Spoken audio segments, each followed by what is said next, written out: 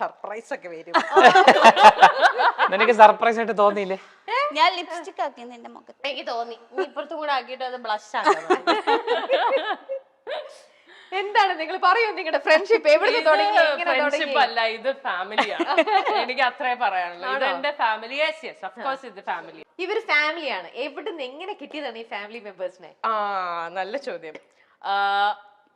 ഇത് കിട്ടിയത് ആദ്യം പറയാം. ഇത് more than 10 years. Oh yes. അങ്ങനെ വർഷത്തെ പരിചയമുണ്ടല്ലേ? സഹിക്കോ 10 വർഷം? അല്ല, ഇപ്പൊ ഈ അടുത്ത കുറച്ച് വർഷമായിട്ടാണ് കുറച്ച് അധികം സഹിക്കണത്. ഇവനെ എങ്ങനെ കിട്ടിയെന്ന് പറഞ്ഞാൽ കോമഡിയാണ്. ആക്ച്വലി എന്റെ സ്കൂൾ ഫ്രണ്ട് ആണ് ഇവന്റെ എക്സ് വൈഫ്. ഓക്കെ. ശരിക്കും അങ്ങനെയാണ് ഞങ്ങൾ പരിചയം. പക്ഷെ പിന്നെ ഞങ്ങൾ കണക്ട് ആവുന്നതെന്ന് പറഞ്ഞാല് സജ്ന ചേച്ചിയുടെ ഡാൻസ് ടീമില് ചേച്ചിയുടെ കൂടെ സ്ഥിരമായിട്ട് ഷോ ഞാൻ ചെയ്യുമായിരുന്നു ആ സമയത്ത്. അപ്പൊ ആ സമയത്ത് he was the one who was managing the whole team. അങ്ങനെ ഞങ്ങള് ക്ലോസ് ആയി. പിന്നെ ഈ പറഞ്ഞ പോലെ അല്ലാതെയും അതിനു മുമ്പും ഈ പറഞ്ഞ ആ ഒരു സ്കൂൾ ടൈം തൊട്ടേ ഞങ്ങൾക്ക് പരിചയമുണ്ട്. പക്ഷെ ഇത്രയും ഒരു ബോണ്ടിങ് വരുന്നത് ഐ തിങ്ക് സ്റ്റാർട്ട് മ്യൂസിക് വന്ന് തുടങ്ങിയതിന് ശേഷമാണ്. സ്റ്റാർട്ട് മ്യൂസിക്കിൽ അവൻ DJ ആയിട്ട് വന്നതിന് ശേഷം തൊട്ടുള്ള ഒരു ബന്ധമാണ്. ദൃഢബന്ധം. ഞാൻ നോക്കിയപ്പം എന്റെ മെയിൽ വേർഷൻ. അല്ല, ഞാൻ ഇവളോട് എന്തെങ്കിലും സ്റ്റോറി പറയുമ്പോൾ ഇവള് ഇത് എനിക്ക് സംഭവിച്ചാണല്ലോ കുറച്ചാണ്. അതല്ല, ഇവൾ എന്റെ അടുത്ത് വന്ന് കഥ പറയുമ്പോഴേ ലൈക്ക് കറക്റ്റാ ഇതിങ്ങനെയാ. പിന്നെ ഞാൻ ഇവളെ ഉപദേശിക്കുമല്ലോ, എടി ഇങ്ങനെ ചെയ്ത് ശരിയായില്ലെന്ന് പറയുമ്പോൾ ആരാ ഉപദേശിക്കുന്നത്, നീ ഇതല്ലേ ഇതിന് മുന്നേ ചെയ്ത്. അതുപോലെ പറയൂ, വേറെ എന്തൊക്കെയാണ് ആരിൽ നിന്ന്? അല്ല, ഇവനെ ഇവളെ പറ്റി എന്തെങ്കിലും നെഗറ്റീവ് പറഞ്ഞാൽ അത് ഇവന്റെയും കൂടെ. അതെ, ഇങ്ങനെ റിഫ്ലക്ട് ആണല്ലേ. We are perfect people. നമ്മൾ തമ്മിൽ അങ്ങനെ ഞങ്ങൾക്ക് ആരെയൊക്കെ ഒരു പ്രശ്നമില്ല. ആരെയും ഒബ്വിയസ്ലി അങ്ങനെയല്ലേ പറയാ. ഞങ്ങൾ രണ്ടുപേരും സിമിലർ ആണ് പല കാര്യങ്ങളിലും. സോ എനിക്ക് ഞാൻ പറഞ്ഞ പോലെ തന്നെ എന്തെങ്കിലും ആരെയും പറ്റി അത് ചെയ്യുന്നത് ശരിയല്ലെന്ന് പറഞ്ഞാൽ ഞാനും അങ്ങനെയാണ്. She will do the same thing to me. So അതുകൊണ്ട് എനിക്ക് പറയാൻ പറ്റില്ല. ഇപ്പൊ പറഞ്ഞ പോലെ തന്നെ ആര്യ ആൾക്കാരെ ഹേർട്ട് ചെയ്യാൻ ഭയങ്കര ബുദ്ധിമുട്ടുള്ള ആളാണ്. So she will get hurt herself. End of the day ഒരാളെ ഹേർട്ട് ചെയ്യണ്ട എന്ന് വിചാരിച്ചിട്ട് ഇവൾ ഇങ്ങനെ ഹേർട്ട് ആയിക്കൊണ്ടിരിക്കും. ഏത് റിലേഷൻഷിപ്പിലേക്കും 150% നമ്മൾ പറയും അത് വേണ്ട കളിയാ, നീ പറയാനുള്ള പറഞ്ഞ് ലൈക്ക് യു ജസ്റ്റ് ഇല്ല, അത് ഹേർട്ട് ആവും. അപ്പൊ നിങ്ങൾ ഇത്രയും ഫ്രണ്ട്സ്, ശരി എനിക്ക് ശരിക്കും എന്താ പറയാ ടച്ച് പൊടി കേട്ടോ ആര്യായിരിക്കും. ഇത്രയും നല്ലൊരു ഫ്രണ്ട്സ് ഒക്കെ ഇങ്ങനെ സപ്പോർട്ടിങ് സിസ്റ്റം ഉള്ളപ്പോഴേ ഇവരെല്ലാരും കൂടെ ചേർന്ന് ആര്യക്ക് എന്തെങ്കിലും ഒരു പ്രോബ്ലം വരുമ്പോഴോ അല്ലെങ്കിൽ ഒരു നമ്മൾ ഡൗൺ ആയിട്ടിരിക്കുമ്പോഴോ ഇവരെല്ലാരും കൂടെ ഒരുമിച്ച് നിന്ന് സപ്പോർട്ട് ചെയ്തിട്ടുണ്ടാവുന്ന അത് എന്തിനായിരിക്കും, എപ്പോഴായിരിക്കും? ഇഷ്ടം പോലെ ഇന്നലെ രാത്രി ഇന്നലെ രാത്രി വരെ കൃത്യം പറഞ്ഞ ഒരു രാത്രി 1:30. സമയത്തൊക്കെ എന്ത് സംഭവിക്കുക? അല്ല അതാണ് ഞങ്ങൾ കുടുംബമാണല്ലോ. ഫാമിലി പറഞ്ഞല്ലേ, ഫാമിലി അല്ലേ, പല സ്ഥലത്തുനിന്നും വരുന്ന പല സ്വഭാവമുള്ള പല ടൈപ്പ് ആൾക്കാരാണല്ലോ. പ്രോബ്ലംസ് ഉണ്ടാകുന്ന ആക്ച്വലി ഞങ്ങളുടെ അപ്പാർട്ട്മെന്റില് നാളെ ക്രിസ്മസ് സെലിബ്രേഷൻസ് ഒക്കെ നടക്കും. അപ്പൊ ഞങ്ങൾ കരോൾ പ്രാക്ടീസ് ഒക്കെ കഴിഞ്ഞ് പിന്നെ മോന്റെ ബർത്ത്ഡേ ഉണ്ടായിരുന്നു. 12-ന് ഇവള് കേക്ക് കട്ട് ചെയ്തു. അത് കഴിഞ്ഞ് ഞങ്ങൾ കുറച്ചു നേരം ഡിസ്കഷൻ ഒക്കെ കഴിഞ്ഞു. ഒരു പ്രശ്നം വരുന്നു, അത് നമ്മൾ ഫേസ് ചെയ്യും. അപ്പൊ അങ്ങനെ ഞങ്ങൾ അങ്ങനെ നോക്കുകയാണെങ്കിൽ കറക്റ്റ് ഇന്നലെ രാത്രി. Yes, of course. അതുപോലെ പല സിറ്റുവേഷൻസും ഇവരാണ് എന്റെ ഷീൽഡ് ആണ്. മറ്റേ അവെഞ്ചേഴ്സ് അസംബിൾ എന്ന് പറയുന്നത് എനിക്കൊന്നും പറയേണ്ട ആവശ്യം വരാറില്ല. ഓക്കെ, വേറൊരു ചെറിയ ഇപ്പൊ നിങ്ങളെ ഇരുത്തിക്കൊണ്ടാകുമ്പോഴത്തേക്ക് നിങ്ങൾക്കാണല്ലോ ആര്യനെ ഇൻ ആൻഡ് ഔട്ട് അതേപോലെ കറക്റ്റ് ആയിട്ട് അറിയാൻ പറ്റുന്നത്. അപ്പൊ ഞാനൊരു 3-4 കാര്യങ്ങൾ പറയാം.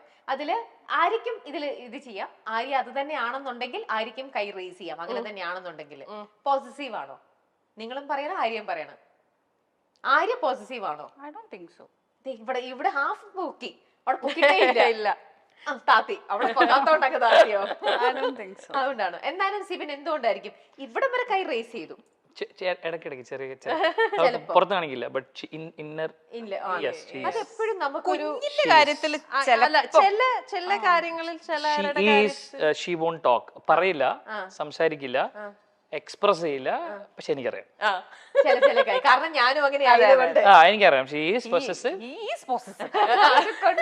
അതുകൊണ്ട് ആര്യം ഇല്ലല്ല, നീ സമ്മതിക്കുന്നുണ്ടോ ഇല്ലയോ ഇപ്പൊ ചില yes, of അതെ course. മോളുടെ കാര്യത്തിൽ എനിക്ക് ചില അവൾ എക്സ്പ്രസ് ചെയ്യില്ല ബിക്കോസ് നേരത്തെ പറഞ്ഞ സാധനം ഞാൻ എന്നെ എക്സ്പ്രസ് ചെയ്ത് ഇയാൾ ഹേർട്ട് ആവണ്ട അതുകൊണ്ട് അവൾ എക്സ്പ്രസ് ചെയ്യില്ല ബട്ട് ഇന്നർലി ചെറിയ രീതിയിലാണ് ചെറിയ അതുകൊണ്ട് ഇത്ര മുഖ്യം സംടൈംസ് ലേസി അപ്പഴേ പോയി ആണോ അപ്പൊ ഇവരാരും പറയുന്നില്ലല്ലോ ആ കാര്യം എനിക്ക് തോന്നി ഞാൻ കണ്ടിട്ടില്ലേ അവള് മടി പിടിച്ചിരിക്കുന്നത് പണിയെടുക്കും ആണല്ലേ കട്ടയ്ക്ക് പണിയെടുത്തോണ്ടേ ഇരിക്കും ഈ മടി പിടിച്ചിരിക്കുന്നു പറയുന്ന സമയം നമ്മൾ റെസ്റ്റ് എടുക്കുന്ന സമയമാണ് ഗൈസ് അതെ അതെ അത് മടിയല്ല she's not lazy not lazy she work really hard പിന്നെ നമ്മൾ എക്സോസ്റ്റഡ് ആയിട്ട് ഇരിക്കൂലേ ലൈക്ക് ഒരു വർക്ക് കറക്റ്റ് ഇത്ര സമയം വർക്ക് ചെയ്യുക ഇത്ര സമയം ഉറങ്ങുക അങ്ങനത്തെ ഷെഡ്യൂളുള്ള ആളല്ല like even if she finishes her work by 9 o'clock she'll go to the shop she'll do the live she'll finish all that work there then she comes back by like 2 or something ചിലപ്പം പിന്നെ രാവിലെ എണീക്കുന്നത് late ആവുമായിരിക്കും അതിന് നമുക്ക് lazy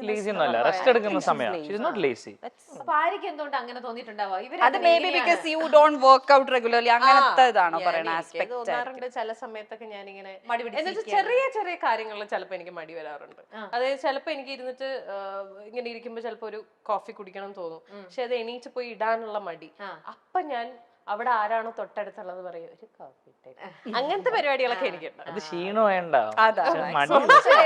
supporting കണ്ടാ ഇനി എനിക്ക് എന്താ അത് അവരങ്ങനെ ഞാൻ ഫുൾ ടൈം റെസ്റ്റാ ഞാൻ ഭയങ്കര എക്സോസ്റ്റഡ് ഇവൻ താഴെ ഇരുന്നിട്ട് മേലെ വിളിച്ച് ചേച്ചി ഒരു ചായ ഇട്ടിട്ട് കൊണ്ടുവരോ നിങ്ങൾ എല്ലാരും ഒരേ ഫ്ലാറ്റിൽ തന്നെയാണ് എന്റെ വീട്ടിൽ നിന്നാണ് രാവിലെ അതാണ് ഞാൻ ചോദിച്ചത് ഞാൻ രാവിലെ എണീറ്റിട്ട് ഞാൻ ചോദിച്ചു നീ രാവിലെ എങ്ങോട്ട് ഇറങ്ങി പോവാന്ന് ചോദിച്ചു ഞാൻ നോക്കിയപ്പോ ഞാൻ റെഡി ആയിട്ട് ഇറങ്ങുമ്പോ ഇവൻ പതുക്കെ ഉറക്കൊക്കെ എണീറ്റ് ഇങ്ങനെ വരുന്നു അപ്പൊ ഞാൻ ചോദിച്ചു നീ എവിടെ പോവാ അത് എനിക്കൊന്ന് പുറത്ത് പോകേണ്ട ആവശ്യമുണ്ട് ഞാൻ റെഡി ആവാൻ പോവാന്നൊക്കെ പറഞ്ഞു ഇങ്ങോട്ടാന്ന് എനിക്ക് ഇവിടെ ഡോർ ഇറങ്ങിയ പിന്നെ ഞാൻ എന്റെ ഫാസ്റ്റ് കട്ട് ഇറക്കി ഞാനും രാവിലെ കണ്ടു ഞാൻ കുഞ്ഞിനെ ഞാൻ താഴെ പോയി കുഞ്ഞിനെ ബസ് കയറ്റി രണ്ടുപേരെയും കൂടെ ബസ്സിലാക്കിട്ട് വന്ന് ഓക്കെ പിന്നെ എത്രത്തോളം ഭയങ്കര ചൈൽഡിഷ് ആണോ ആര്യ ചില കാര്യങ്ങൾ പറയുമ്പോൾ എനിക്കിപ്പോ സംസാരിക്കണ രീതിയൊക്കെ കണ്ടപ്പോ എനിക്ക് തോന്നി അയ്യോ ഇത് ഭയങ്കര വിവാദം ഉണ്ടാക്കിയ സംസാരമാണ് ബിഗ് ബോസിൽ മനഃപൂർവ്വം ക്യൂട്ട്നെസ് കാണിക്കുന്നു എന്നൊക്കെ പറഞ്ഞിട്ട് ആണോ and she has A different language with kids and even with dogs എനിക്ക് ഭയങ്കര ഇഷ്ടമാണ് അത് കേൾക്കാൻ നല്ല രസമുള്ള അത് എവിടെന്നോ വരുന്നതാ അത് നാച്ചുറലി ഉള്ളതാണ് ഉണ്ടാക്കി പറയണതല്ല പക്ഷെ അത് ആ ഷോയില് വരുമ്പോ എല്ലാരും അങ്ങനെ ചിന്തിക്കുള്ളൂ ഓ ക്യൂട്ടാവാൻ വേണ്ടി ഇങ്ങനെയൊക്കെ കാണിക്കണം പക്ഷെ ഇത് ഞാൻ ചോദിച്ചപ്പോ തന്നെ ഫസ്റ്റ് കൈ ഒരു ഡൗട്ട് ഇല്ലാണ്ട് പെട്ടെന്ന് അതും ഫുൾ കൈ റേസ് ചെയ്തു സിവി അതെന്താ അങ്ങനെ തോന്നിയത് അല്ല അങ്ങനെയാണ് ചില സമയത്ത് ബിഹേവിയറും സംസാരവും പിണങ്ങിയിരിക്കുന്നത് അപ്പൊ കാണുമ്പോൾ ചില സമയത്ത് നമുക്ക് അല്ല ചില സമയത്ത് നമുക്ക് കുട്ടിക്കളി നമുക്ക് ഒരു പരിധി വരെ നല്ലതാണ് നമുക്കത് ക്യൂട്ട് ആയിട്ട് തോന്നും പക്ഷെ അറ്റ് ടൈംസ് ചില സിറ്റുവേഷനിൽ കുട്ടിയായിട്ട് ആ ഒരു കുട്ടിക്കളി അല്ലെങ്കിൽ ആ ഒരു ചൈൽഡിഷ് അപ്രോച്ചിൽ പോയി കഴിഞ്ഞാൽ നമുക്ക് ചില കാര്യങ്ങളിൽ അത് സെറ്റ് ആവൂല അപ്പൊ നിങ്ങൾക്ക് അങ്ങനെ തോന്നിയിട്ടുണ്ട് നീ ഇതുപോലെ ഇത്ര ചൈൽഡിഷ് ആയിട്ട് ബിഹേവ് ഇല്ല അങ്ങനെ അല്ലല്ലോ നെവർ നെവർ നെവർ ഇല്ല ഇത് ലെഷർ ടൈംസിലോ അല്ലെങ്കിൽ ചുമ്മാ fun പരിപാടിയിലോ when it comes to കാര്യങ്ങളൊക്കെ very serious and she calls kushi what do you call kushi എന്താ വിളിക്കണ കുഷീനെ വിളിക്കണ ഞാൻ വിളിക്കാറില്ല ഇടക്ക് അമ്പുടു കുശുമ്പുടു അങ്ങനെ വിളിക്കും അതാരെ കുഷിയാരാ മോള് കുശിന്റെ മോളാ ഓക്കേ ഇവിടെ കുശുങ്കുടുക്കും അപ്പം ഞാനും തൂക്കി ഞാനും മെസ്സേജ് അയക്കുമ്പോ അങ്ങനെ ചോദിക്കാം ശുംബുടു എവിടെ കുശുമ്പുടും അങ്ങനെ വിളിക്കും അല്ലാതെ when it comes to life അല്ലെങ്കിൽ സീരിയസ് മാറ്റേഴ്സ് ഡിസിഷൻസിലൊന്നും അങ്ങനെ very ആവാറില്ല. Childish. വേറെ മോഡ് അന്യൻ മോഡാണ് ഓക്കെ നെക്സ്റ്റ് വൺ ഇമോഷണലി ഭയങ്കര വീക്ക് ആണ് ഓൾറെഡി പറഞ്ഞു അല്ലേ അതും ഷിബില I don't think യോജിക്കുന്നില്ല she's emotionally weak. She's sensitive. കാണിക്കാത്തതാണ് ഇവള് ഭയങ്കര week No, she's not emotionally weak. I don't agree. ഇവള് ചുമ്മാ ബിൽഡപ്പ് പിടിക്കുന്നത് ഭയങ്കര വീക്കാണ് She's not emotionally നമ്മൾ weak. കഥ but അടയ്ക്കുന്ന ഒരു she's സെൻസ് sensitive. മറ്റേ ഇപ്പൊ എന്തെങ്കിലും ഒരു incident I am very strong എന്നൊക്കെ പറഞ്ഞ കഥ അടച്ച് എന്തല്ലേ അതിന് ഇമോഷണലി വീക്ക് എന്നാണോ പറയാ? പിന്നെ എന്താ പറയണ്ടേ ഇമോഷണലി വീക്ക് ഇവള് ഭയങ്കര സീനാണ് അതിന് സെൻസിറ്റീവ് എന്നല്ലേ പറയാ? സെൻസിറ്റീവ് അത് She തന്നെയാണ് is sensitive, I agree, but she's not emotionally weak. Okay where is the English teacher അല്ല ഇംഗ്ലീഷ് ടീച്ചറിനെ വിളിക്കും ഇമോഷണലി വീക്ക് ആവുന്നോണ്ടാണ് പിള്ളേരെ ട്യൂഷൻ പഠിപ്പിക്കുന്നോണ്ട് ഈ രണ്ട് ഭയങ്കര ഇംഗ്ലീഷിൽ ഇപ്പം She's sensitive, but I don't think she's emotionally. Emotionally weak ആണ് പുറത്ത് കാണിക്കാതെ she's weak actually and that's the reason why ഈ പറഞ്ഞ ഈ കുറച്ച് പ്രശ്നങ്ങളൊക്കെ ലൈഫിൽ ഉണ്ടായതിന്റെ റീസണും ഇമോഷണലി വീക്ക് ആയതുകൊണ്ടാണ്. അത് യൂട്ടിലൈസ് ചെയ്യപ്പെടുന്നു. ആക്ച്വലി ഞാൻ രമേശ് ഞാൻ തുടക്കത്തിൽ പറഞ്ഞു ഞാൻ 2 എക്സ്ട്രീമാണ്. ഞാൻ ഇമോഷണലി സ്ട്രോങ്ങുമാണ് വീക്കുമാണ്. സ്ട്രോങ് ആണെങ്കിൽ ഞാൻ അപ്പുറത്തെ ബോൾഡ് ആണ്, വീക്ക് ആണെങ്കിൽ ഞാൻ ഭയങ്കര weak ആ.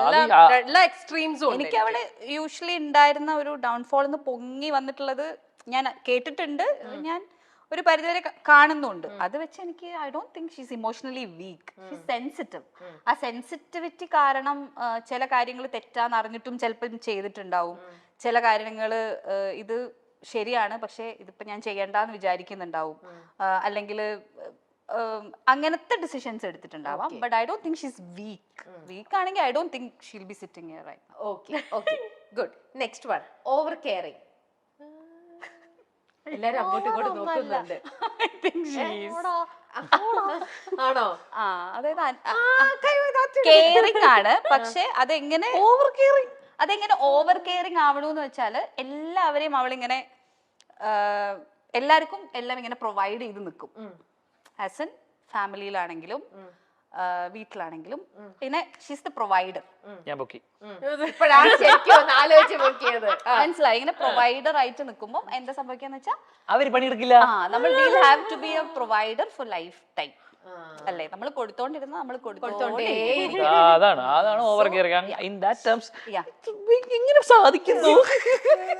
ഭയങ്കര ഇന്റലക്ച്വൽ ആയിട്ടുള്ള സൈക്കോളജിസ്റ്റ് ആണ്, ഞാൻ മറന്നുപോയി. കുറച്ച് ഇന്റലക്ച്വൽ ആയിട്ടുള്ള ആണോ? അതിന്റെ കുഴപ്പമാണ്, ഭയങ്കര ബുദ്ധിയാണ്.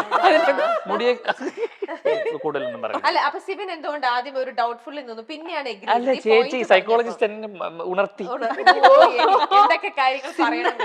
അല്ല എന്താ ദാറ്റ്സ് എ റീസൺ. ഞാൻ ഇപ്പൊ പറഞ്ഞ ചേച്ചി പറഞ്ഞ റീസൺ നമ്മൾ പ്രൊവൈഡർ ആണ്. അപ്പം ചില കാര്യങ്ങൾ നമുക്കൊരു 10 വയസ്സ് വരെ അല്ലെങ്കിൽ ഒരു കുട്ടീനെ നമുക്കൊരു 18 വയസ്സ് വരെയൊക്കെ നമുക്ക് നോക്കാം. അത് കഴിഞ്ഞ് കഴിഞ്ഞാൽ നമ്മൾ പിന്നെ അവരെ നോക്കിക്കൊണ്ടിരുന്ന നമ്മൾ ആക്ച്വലി അവരെ ദ്രോഹിക്കുന്നതിന് തുല്യമാണ്.